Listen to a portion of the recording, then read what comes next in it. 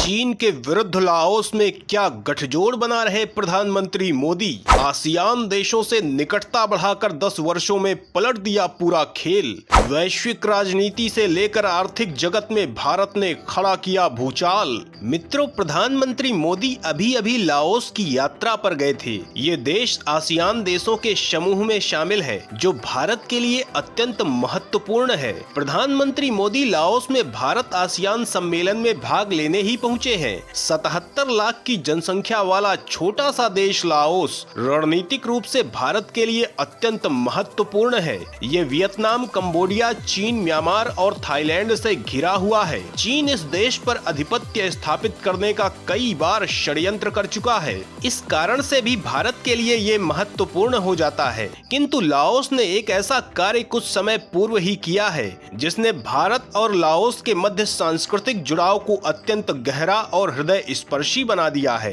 अयोध्या में श्री राम जन्मभूमि विवाद में 500 वर्षों के संघर्ष में हिंदुओं की ऐतिहासिक विजय और रामलला के भव्य मंदिर की प्राण प्रतिष्ठा के अवसर पर डाक टिकट जारी करके लाओस ने अखिल विश्व में उपस्थित हिंदू जनमानस और भारत की आत्मा को अभिभूत कर दिया है। ये भारत के प्रति, भारत की मूल हिंदू संस्कृति के प्रति लाओस की प्रबल निष्ठा को दर्शाता है। वहीं लाओस संयुक्त राष्ट्र सुरक्षा परिषद में भारत की स्थायी सदस्यता का भी पुरजोर समर्थन करता है। 1954 से ही इस देश के साथ भारत के मधुर संबंध स्थापित हो गए थे। किंतु प्रधानमंत्री मोदी की ये यात्रा लाओस के साथ साथ आसियान के उन 10 देशों को साधने की सशक्त रणनीति भी है, जो भारत की अर्थव्यवस्था को आकाश में पहुंचाने की शक्ति रखते हैं, जबकि शत्रु चीन के विरुद्ध ब्रह्मास्त्र की भूमिका निभा सकते हैं। तो क्या है प्रधानमंत्री मोदी की लाओस यात्रा का लक्ष्य? आसियान देश भारत के लिए इतने महत्वपूर्ण क्यों है? कैसे आसियान के माध्यम से भारत वैश्विक राजनीति का धुरंधर बनने वाला है? प्रधानमंत्री की आसियान से बढ़ रही निकटता क्यों चीन की आत्मा कपा रही है? फिलीपींस के पश्चात क्या लाओस भी भारत से खरीद सकता है सुपरसोनिक ब्रह्मोस? इन धधकते प्रश्नों का हर रहस्य हम इस वीडियो में खोलने जा रहे हैं, तो बने रहिए हमारे साथ अंत तक। और आगे बढ़ने से पूर्व भारत की सशक्त विदेश नीति के समर्थन में वीडियो को लाइक अवश्य करें। 10 छोटे लेकिन अत्यंत महत्वपूर्ण देशों का समूह है आसियान। प्रधानमंत्री मोदी की एक्ट ईस्ट पॉलिसी का सशक्त अंग है ये संगठन।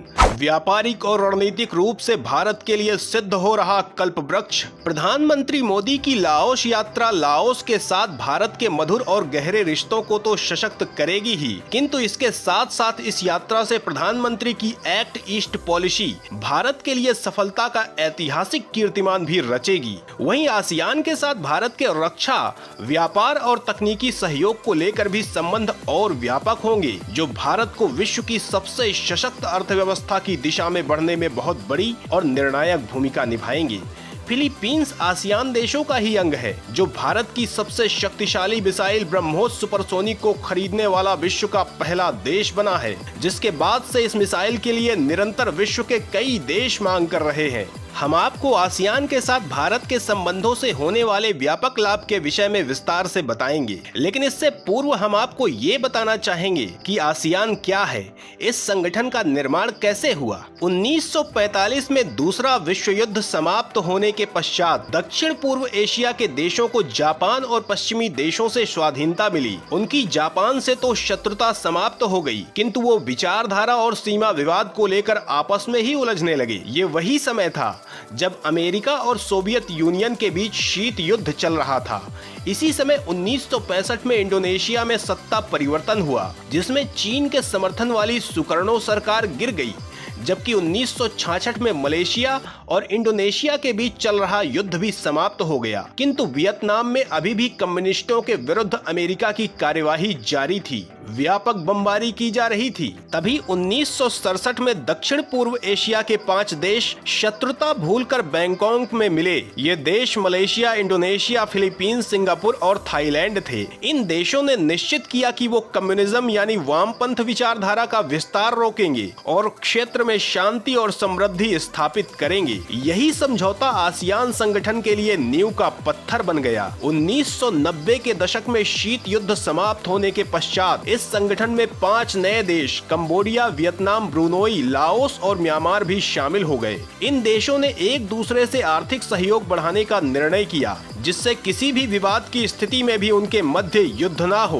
अब आसियान में 10 देश शामिल हैं। चीन इन देशों में अपना जाल बिछाने में लगा था, जिससे इनके व्यापार में अधिपत्य करके वो अपनी इकोनॉमी को सशक्त कर सके। वहीं वो इन देशों की सीमा और समुद्र क्षेत्र में भी अधिपत्य करना चाहता है, किंतु भारत ने इस क्षेत्र में प्रभावपूर्ण ढंग से प्रवेश करके चीन के इन षड्यंत्रों को चकनाचूर कर दिया है। ये क्षेत्र प्रधानमंत्री मोदी की एक्ट ईस्ट पॉलिसी के अंतर्गत आता है, जिसके 10 वर्ष पूरे हो चुके हैं और इस पॉलिसी को अभूतपूर्व सफलता मिली है। 2014 में भारत का वर्चस्व बढ़ाने के लिए बनी एक्ट ईस्ट पॉलिसी 10 वर्षों में भारत को दिलाई अद्भुत अकल्पनीय रणनीतिक सफलता। प्रधानमंत्री नरेंद्र मोदी ने एक्ट ईस्ट पॉलिसी का शुभारंभ 2014 में भारत आसियान शिखर सम्मेलन में ही किया था। इसका लक्ष्य हिंद प्रशांत क्षेत्र के साथ भारत के संबंधों को सशक्त बनाना है, जिससे चीन के षड्यंत्रों को धराशायी करके भारत के विकास को ऊंचाई पर पहुंचाया जा सके। इस नीति के कारण भारत को अपने व्यापार को व्यापक रूप से बढ़ाने में तो सफलता मिली ही है, जबकि इससे चीन को घेरने में भारत को रणनीतिक सफलता भी मिली है, जो निरंतर भारत के सारे पड़ोसी देशों में अपनी पकड़ बनाकर भारत के विरुद्ध षड्यंत्र करने का प्रयास करता है। आसियान समूह इस नीति का केंद्र बिंदु है, जिसमें जापान, अमेरिका, ऑस्ट्रेलिया और कोरिया भी शामिल हैं। ये सारे के सारे वही देश हैं जो चीन के आसपास हैं और इन देशों से चीन का कुछ ना कुछ तनाव भी है। प्रधानमंत्री मोदी के नेतृत्व वाली सरकार इस स्थिति को अवसर के रूप में ले रही है, जिससे भारत को बड़ा लाभ मिल रहा है। अमेरिका को भारत की इस नीति से चीन के विरुद्ध अपनी स्थिति सशक्त करने का अवसर मिल रहा है और वो भारत को प्रसन्न रखने का कोई अवसर नहीं छोड़ रहा है। उसने भारत के लिए कई अकल्पनीय रणनीतिक निर्णय भी किए हैं, जबकि वो भारत को अपने उन घातक शस्त्रों को देने का स्वयं प्रयास कर रहा है, जिनके लिए उसने अपने द्वार बंद किए हुए थे।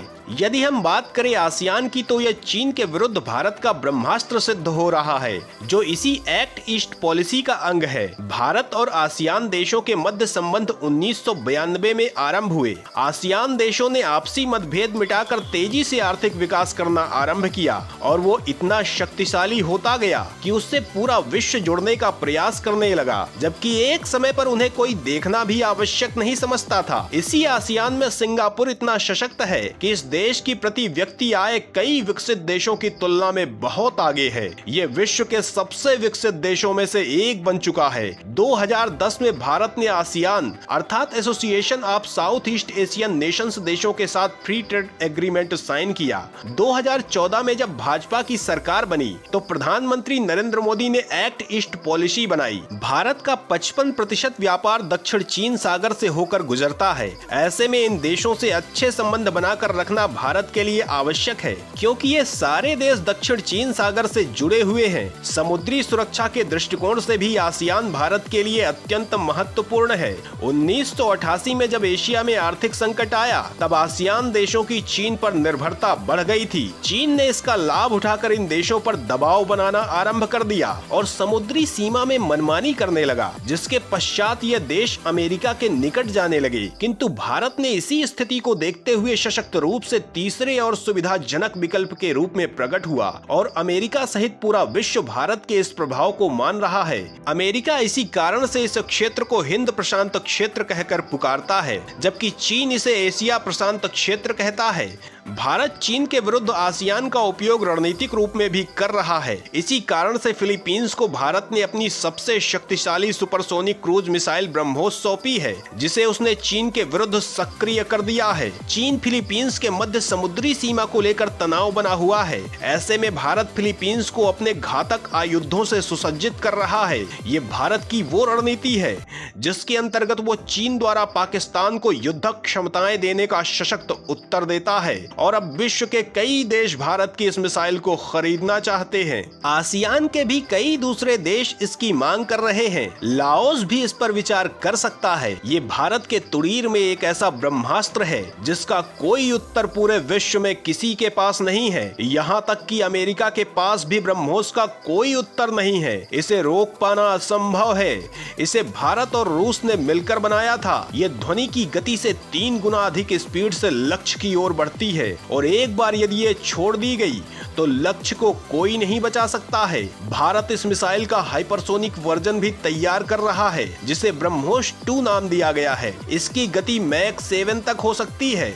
अब हम एक्ट ईस्ट पॉलिसी की सफलता पर बात करते हैं। प्रधानमंत्री मोदी की एक्ट ईस्ट पॉलिसी कितनी सफल हुई है इसे आप इन आंकड़ों से समझ सकते हैं, जिसमें पिछले 10 वर्षों में आसियान देशों के साथ भारत का व्यापार दोगुना हो चुका है। 2015-16 में आसियान के साथ भारत का व्यापार 65 बिलियन अमेरिकी डॉलर का था, जो 2023-24 में बढ़कर 120 बिलियन अमेरिकी डॉलर हो गया है। 2016 से 17 में भारत आसियान को 31 बिलियन अमेरिकी डॉलर का निर्यात करता था, जो 2022-23 में बढ़कर 44 बिलियन अमेरिकी डॉलर हो गया है। इस तरह से भारत को आसियान से 160 बिलियन अमेरिकी डॉलर का निवेश प्राप्त हुआ है, जो प्रधानमंत्री मोदी के भारत को विश्व की तीसरी सबसे विशाल अर्थव्यवस्था बनाने के लक्ष्य में महत्वपूर्ण योगदान है। और इसी कारण से प्रधानमंत्री मोदी निरंतर आसियान देशों की यात्रा कर रहे हैं, जबकि उनके साथ अपने संबंध सशक्त बनाने में लगे हैं। और लाओस की ये यात्रा इसी लक्ष्य को पूरा करने में बहुत बड़ी भूमिका निभाने के लिए की गई है।